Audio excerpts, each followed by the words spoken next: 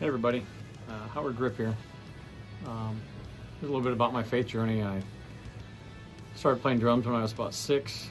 My mom she had the musical side of the family, so inherited some of that from her. And my brother was a drummer, my older brother was a drummer, and he gave me one of his old Sparkle Ludwig sets when I was young. And my parents were kind enough to let me put that in their basement and pound on it all the time and drive the neighbors crazy.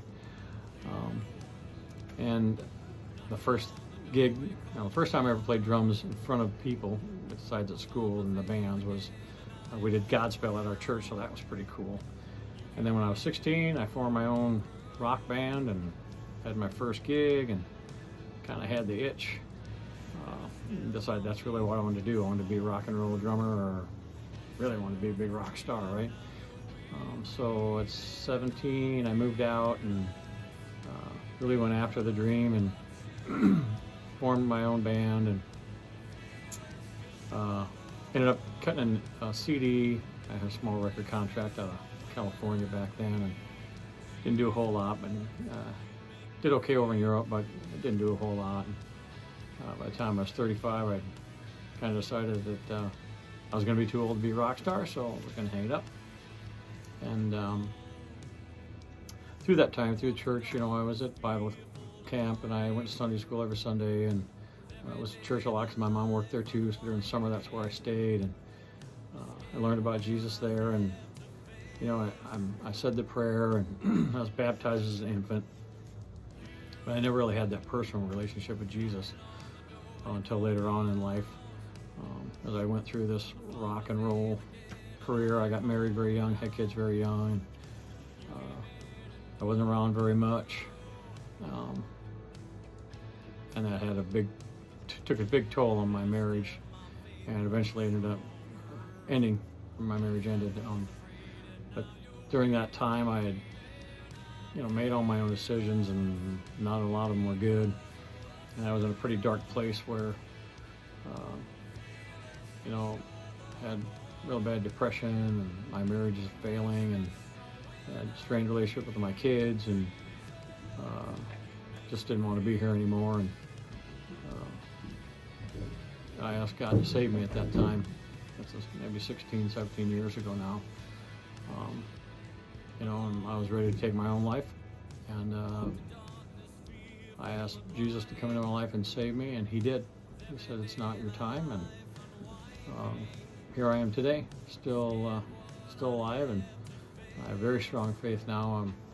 About 2 years ago, God was calling me to change, do something different with my music and do something to glorify Him. So I went to Live Fest, and I heard some bands. I haven't really heard Christian music before like that. And I got inspired, but life kind of got in the way, and I never really did anything. So about a year ago, I went to Live Fest again, and I think God was saying, "Hey, I don't know why you're not listening to me, but I'm going to use Ben Fuller here as a vessel, and I'm going to have him speak my word to you, and see if that gets you inspired to start writing Christian music for me." And it did. It worked. Very humble, very strong lyrics, and he sang directly to God. So I wrote my first Christian song that weekend, that Sunday morning. When I woke up, I woke my wife up earlier in the morning. I said, "Hey, you got to hear this. I think I wrote my first song." So she said, "No, I'm sleeping." I said, "Come on, you got to get up."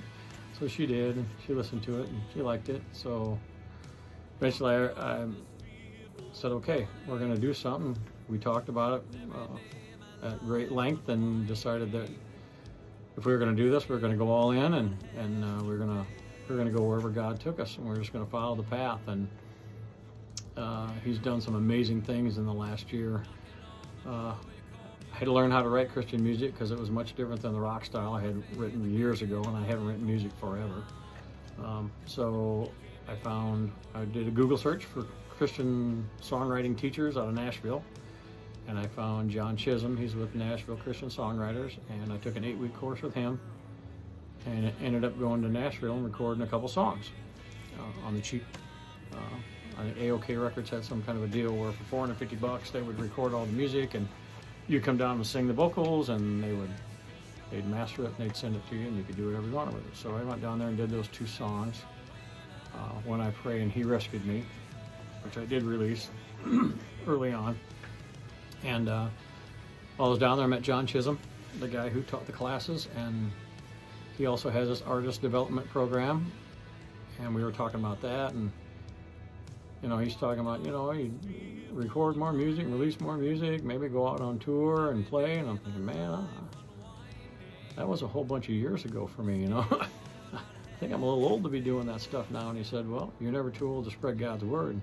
I said, well, you can't argue with that. So my wife and I again sat down and had a long, deep discussion about this new venture, because neither one of them were very cheap, and it was a commitment, and we decided to do that. So I went through this artist development program, which was more one-on-one lyrical teaching, and it also brought in a marketing firm to teach me how to market on social media, and brought in some co-writers and some vocal coaches, and it was great. It was a great class. I wish I would have had it, when I was 25 years old. And in April of this year, I recorded my first Christian EP. It's got 5 songs on it, and then I did an acoustic version of He Rescued Me and put that on there as a bonus track, so it's got 6 songs on it. And that started releasing at the end of July. I've got 3 songs out now, and the other 2 are coming out in the next couple weeks, or a couple months. And in November, the whole EP will release. During that time, between then and now, I got invited to come down to The Objective with Ted Braun, and he runs a company that actually goes out and takes musicians, and they go from state to state and play at skate parks and things like that. This Objective was more for musicians to kind of come down and try out in front of, I think there's a panel of 14 or 15 industry leaders down in Nashville that we played in front of, and I met some really great people there, made some good contacts there. I got to play at a location in Nashville. I also got to play at Commodore in Nashville. That was one of my goals, and through that I entered a contest called You God's Music, and it started with like 350 people, and I got down to the top 5, and they flew us down to San Antonio, Texas, and we played at the Tobin Center for a sold-out crowd of 1,800 people. So we each got to play a song, the 5 of us, and then there was one winner. Lonnie won it, but it's all good because we just became a big family while we were there, and it really didn't matter after the first day who won, because we all cared so much about each other, even in a short period of time. It was just a great bonding experience.